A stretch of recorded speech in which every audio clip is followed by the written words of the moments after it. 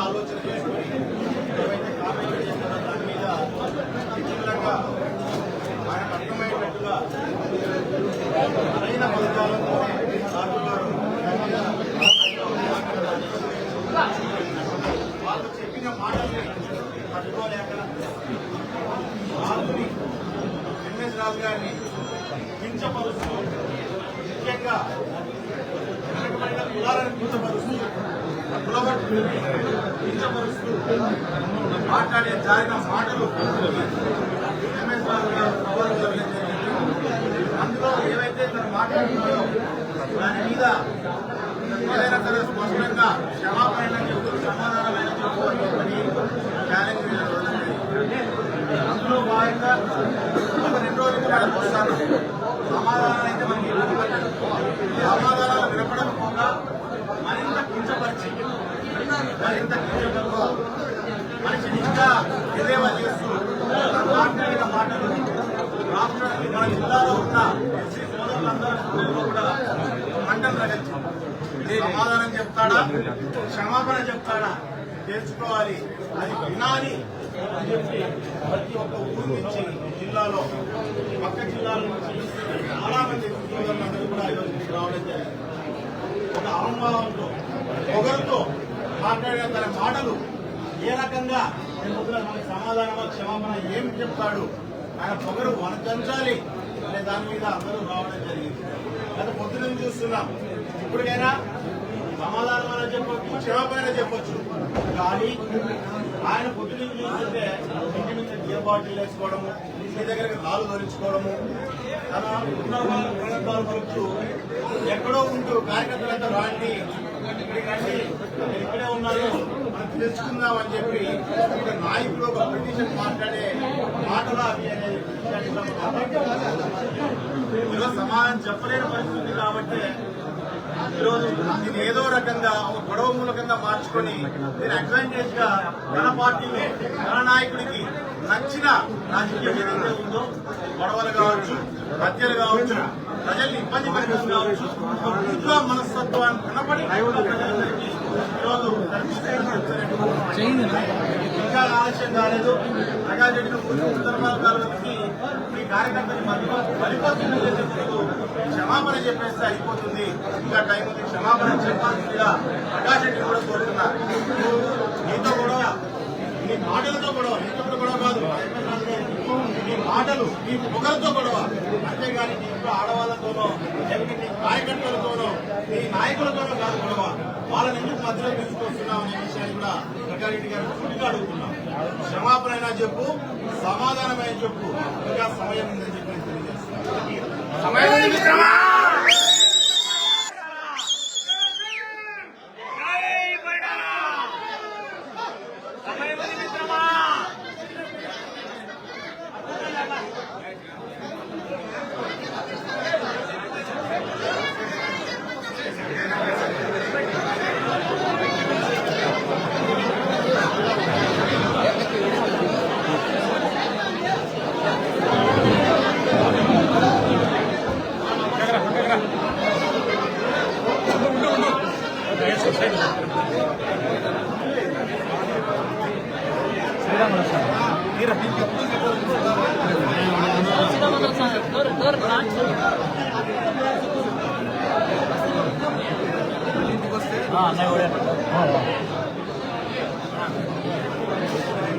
లోపల లోపల ఉన్నా లోపల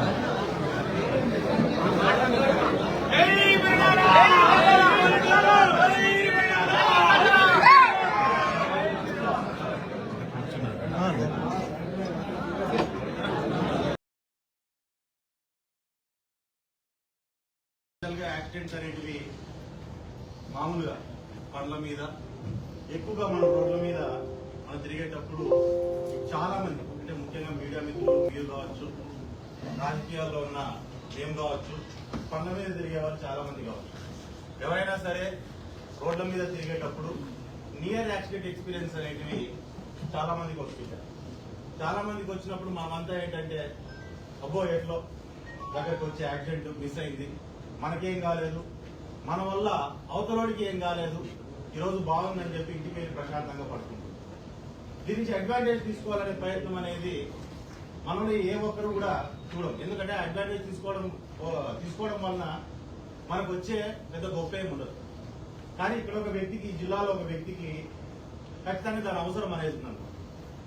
ఒక ఇంపార్టెన్స్ కోసమో, ఎగ్జిస్టెన్స్ నిరూపించుకోవడం కోసమో, రాజకీయం కోసమో, సింపతి కోసమో, అతి ముఖ్యంగా గన్మెన్ల కోసమో యాక్సిడెంట్ అనే దాన్ని ఏదో తన మీద పెద్ద ఇన్సిడెంట్ జరిగింది అనే దాన్ని ప్రూవ్ చేసుకుంటూ వెళ్లిపోయిన గన్మెన్లని మరి తిరిగి తెచ్చుకునే ప్రయత్నంలో భాగంగా ఒక కొత్త డ్రామా, ఈ కొత్త డ్రామా అని చెప్పకూడదు, పాత డ్రామా అని చెప్పాలి.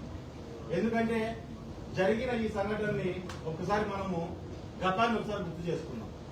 2009 ఎలక్షన్లలో ప్రకాష్ రెడ్డి మొట్టమొదటిసారి రాప్తా నియోజకవర్గానికి పోటీ చేయడం జరిగింది.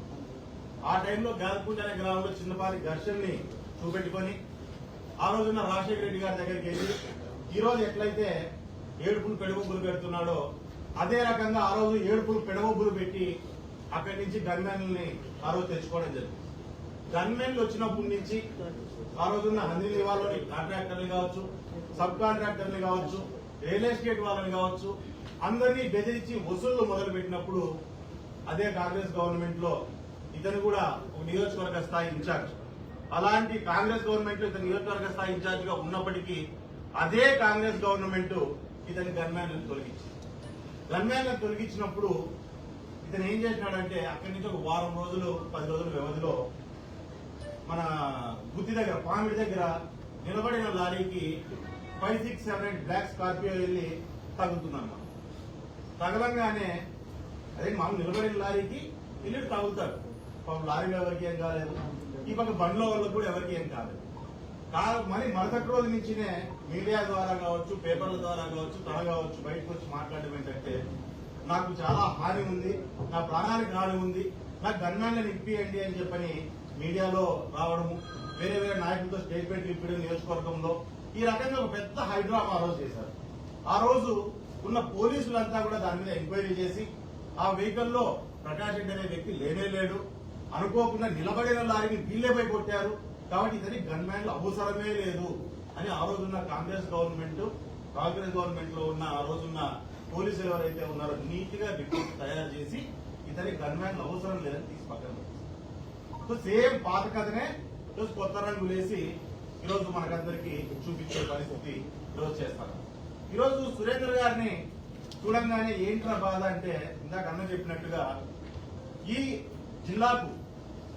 జిల్లాకు లైఫ్ లైన్ గా నిలబడిన హంద్రీనివా కాలువ ఏదైతే ఉందో ఆ రోజున్న పరిస్థితుల్లో గవర్నమెంట్ సపోర్ట్ తీసుకుని ఇతరు పూర్తి స్థాయిలో ఇతర స్థాయికి మించిన వర్కుల్ని తీసుకోవడము, పనులను పూర్తి చేయకోకుండా లేదా 7-8 ఏళ్ళు ఆ ప్రాజెక్టు డిలే అయ్యే పరిస్థితి, పూర్తి ఫండింగ్ ఉన్న ప్రాజెక్టు డిలే అయిపోయే పరిస్థితుల్లో ఉన్నప్పుడు ఇక్కడ మాత్రమే కాదు, మొత్తం ఎక్కడైతే ఫేజ్ 2 లో ఉన్న కాంట్రాక్ట్ పనులన్నింటిలో కూడా కాంట్రాక్టర్లు ఎక్కడైతే పని చేయలేని పరిస్థితి ఉందో వారందరినీ వాళ్ళు చేస్తారా లేదా అని వాళ్ళని అడిగి తొలగించి కొత్త కాంట్రాక్టర్లకు పాత రేట్లతో ఆ రోజు వర్కులు ఇవ్వడం జరిగింది. ఎందుకు ఈ హంద్రీనివా అనేది ఫినిష్ అయిపోతే రాయలసీమ ప్రాంతానికి నీళ్లు వస్తే సస్యానందంగా మారుతుంది.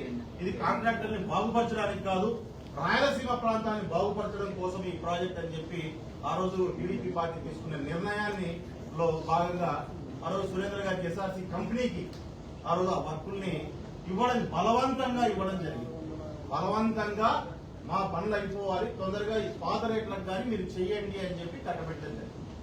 లాస్ ఆఫ్ ప్రాఫిట్ నెత్తినేసుకుని జిల్లా కోసం అనగానే ఆయన కూడా ముందుకు వచ్చి త్యాగంగా ఆ వర్క్ ని ఫినిష్ చేయడం జరిగింది. అది త్వరలోనే అంటే 2-3 ఏళ్ల సమయంలోనే 7 ఏళ్ళుగా నిలబడిపోయిన వర్క్ ని పాత రేట్లతో వచ్చేసి అందరూ బ్రహ్మాండంగా రాయలసీమ ప్రాంతంలో ముఖ్యంగా మన అనంతపురం జిల్లాలో నీళ్లు రావడంలో ముఖ్యంగా ఎస్ఆర్సీ కంపెనీ ఒక ముఖ్య పాత్ర పోషించిందనే విషయాన్ని తెలియజేస్తుంది.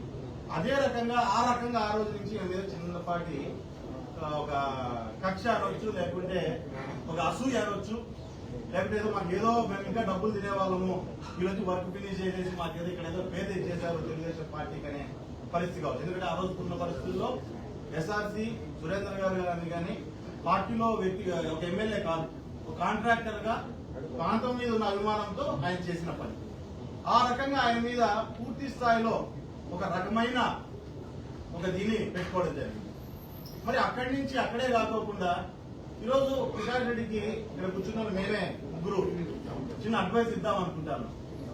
గన్మెన్లు తెచ్చుకోవాలంటే చాలా దారులు ఉన్నాయి. గన్మెన్లు తెచ్చుకోవాలంటే చాలా దారులు ఉన్నాయి. కోర్టు పోవచ్చు, ఎస్పీ గారిని అడగొచ్చు, లేకపోతే కోర్టు పోయి పెళ్లి గన్మెన్లు తెచ్చుకోవచ్చు. ప్రాణాలు మీరు తెచ్చుకోవచ్చు. ప్రకాష్ మేమంతా అడ్వైస్ చేద్దాం అనుకుంటాం. పాపం ఇంట్లో నీ భార్య గురించో, కూతురు గురించో, కొడుకు గురించి ఆలోచన చేసుకో. ఎత్తికి తెచ్చుకోవద్దు. ఎత్తికి తెచ్చుకొని గన్మెన్ల కోసం నేను ప్రాణాల మీద తెచ్చుకున్న ప్రకాష్ రెడ్డి పేపర్లో పడడం కూడా చాలా గలీజ్ గా ఉంటుందనే విషయాన్ని ఒకసారి. అదే రకంగా చెప్తాను, జాయింట్ వెంచర్ అంట. జాయింట్ వెంచర్ లో అతను ఏదో చంపడానికి కుట్ర చేశారు. నిన్ను చంపడానికి జాయింట్ వెంచర్ అవసరమా? పాప మా డ్రైవర్ తూగిందంటే మన కేసు, నిన్న పిఎం, ఈరోజు ఇంట్లో ఊదిగట్ల వాసన. ఈరోజు అదే పరిస్థితి. అంతకంటే వేరే జరిగేది ఏం లేదు. ఏదైతే నీకు ఇది ఉందో దయచేసి దాని మీద ఇది చేసుకో. ఈ రకంగా పిచ్చి పిచ్చి మాటలు మాట్లాడడం మాకు.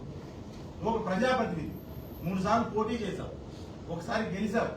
కనీసం ప్రజల్లోకి వెళ్ళినప్పుడు ఏ రకంగా మాట్లాడాలనేది నేర్చుకో. ఎన్నిసార్లు అయినా కనీసం మీ పార్టీకి ఫస్ట్ నుంచి వచ్చింది వెనతో పెట్టిన విద్య అనుకుంటా. ఇట్లా పిచ్చి పిచ్చిగా మాట్లాడు, ఏది పడితే సంబంధాలు లేకుండా మాట్లాడు. ఈరోజు ఏమన్నా అంటే జాయింట్ వెంచర్ చేశారు, నాదేమన్నా పీక్తారా? నీ పీకడానికి నీ ఫ్రెండ్మా, లేదా నీ పార్టీ కార్యకర్తలా, నీ లీడర్లా, లేదా నీ ఇంట్లో వల్ల, లేదా నీ సుతంలో వల్ల మేము ఎవరు పీకుతారు? పో కానీ ఉన్నాడు మీ లీడర్ ఆడ తాడేపల్లిలోని బెంగళూరులో ఉంటాడు.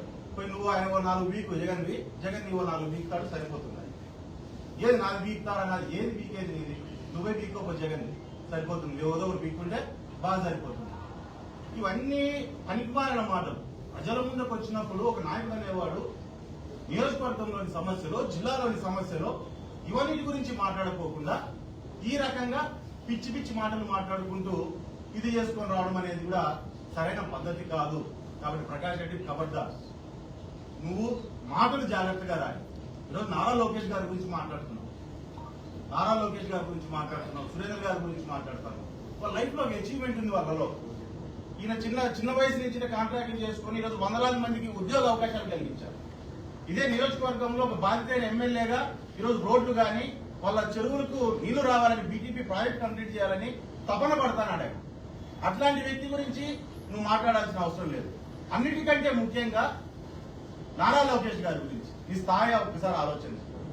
నీకు పెద్ద హైవే వేస్తేనే స్ట్రైట్ గా పోలేవు. టార్గెట్ లోకేష్ నువ్వు నా టార్గెట్ అంటున్నావు.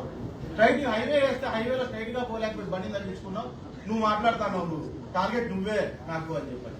ఈ స్థాయి ఈ రోజు ఈ రాష్ట్రంలో పెట్టుబడులు తీసుకురావాలి, ఈ రాష్ట్రంలో క్యాలెండర్ వేసుకుని జాబులు ఇప్పియాలని, స్కూళ్లు బ్రహ్మాండంగా ఉండాలి, ప్రైవేట్ స్కూళ్లకు మించి గవర్నమెంట్ స్కూళ్లు ఉండాలని 2 సార్లు మంత్రిగా పనిచేసి నీ ఊర్లో వేసిన సీసీ రోడ్లు కూడా లోకేష్ గారు మంత్రిగా, పిఆర్ మంత్రిగా ఉన్నప్పుడు వేసిన సీసీ రోడ్లు ఒకసారి ఆలోచన చేసుకో.